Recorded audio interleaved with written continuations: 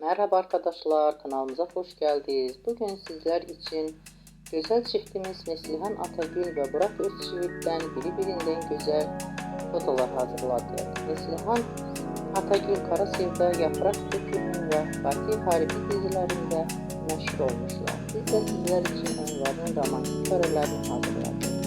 Bu videoların devamlı gelmesini istiyorsanız kanalımıza abone olup yorum yazmayı unutmayın.